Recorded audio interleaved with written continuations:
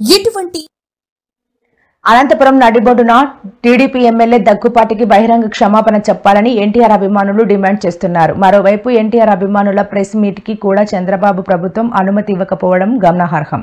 ఇలాంటి తరుణంలో junior NTR fans state convener Narendra Chowdary మాట్లాడుతూ టీడీపీ ఎమ్మెల్యే దగ్గుపాటి సభ్య సమాజం తలదించుకునేలా నోటికి ఎంతొస్తే అంత వాగారు. మా ఎన్టీఆర్ తల్లిపై దారుణంగా కామెంట్స్ చేశారు.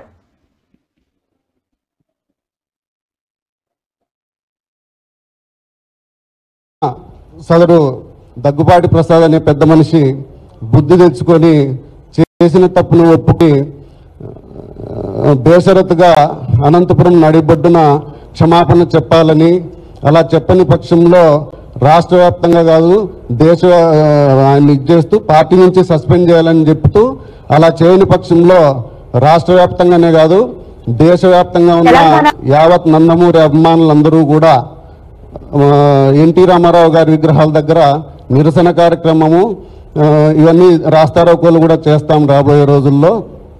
అప్పటికీ చెప్పకపోతే మాత్రం దేశవ్యాప్తంగా ఉన్న ఎన్టీఆర్ అభిమానులందరికీ చలో అనంతపురం అనే పిలుపు ఇవ్వబోతున్నాం.